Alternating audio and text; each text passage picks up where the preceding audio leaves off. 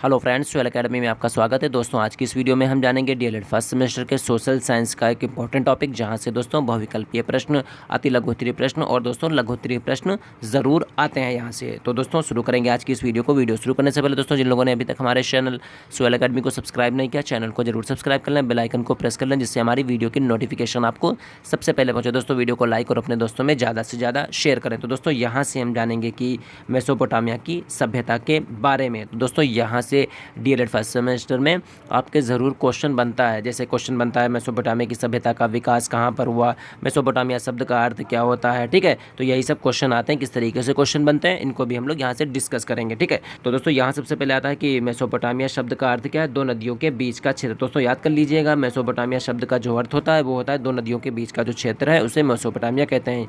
यूनानी भाषा में दोस्तों मेसोपोटामिया शब्द का क्या अर्थ था, जल का मध्य क्षेत्र, ठीक है। यानी याद रखिएगा, यहाँ पर मेसोपोटामिया शब्द का अर्थ पूछ रहा है। अगर आपसे एग्जाम में क्वेश्चन पूछता है मेसोपोटामिया शब्द का अर्थ क्या है, तो आप लिखिएगा दो नदियों के बीच का क्षेत्र।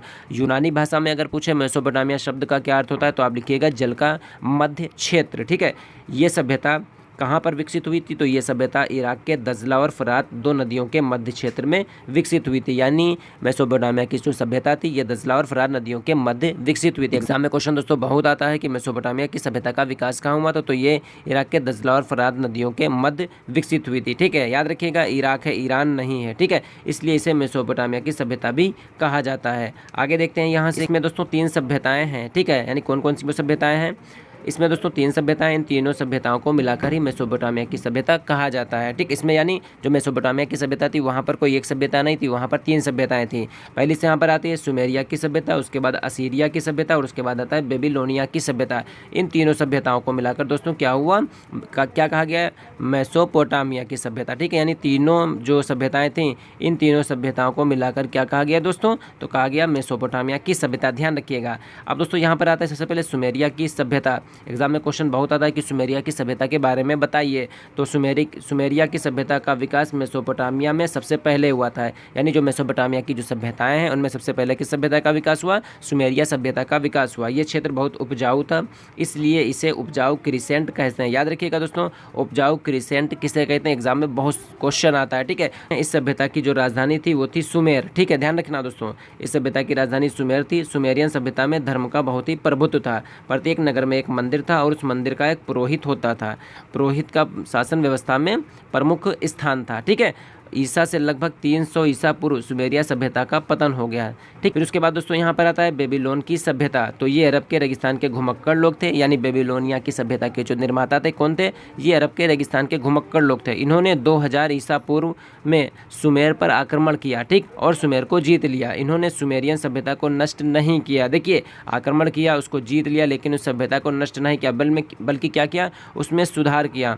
उन लोगों ने बेबीलोन को अपनी राजधानी बना लिया, ठीक है। यानी सुमेरिया की जगह पर किसको राजधानी बनाया, सुमेर की जगह पर किसको राजधानी बनाया, तो उन्होंने सुमेर की जगह पर राजधानी बनाया बेबीलोन को। इसीलिए इसे बेबीलोनिया की सभ्यता कहा जाता है, ठीक। तो बेबीलोन की सभ्यता के शासकों में हम्मुराबी योग्य और शक्तिशाली शासक था। दोस्तों एग्जाम में बहुत क्वेश्चन आता है कि हम्मुराबी कौन था, तो हम्मुराबी बेबीलोनिया का शासक था। आप सीधा सा आंसर इस तरीके से लिख सकते हैं, ठीक है। उसने संपूर्ण मेसोपोटामिया पर अधिकार कर लिया और विशाल साम्राज्य का स्थापित किया, ठीक है। यानी विशाल साम्राज्य का निर्माण किया, विशाल साम्राज्य की स्थापना की, ठीक। उसके बाद दोस्तों आता है हम्मुराबी की विधि संहिता।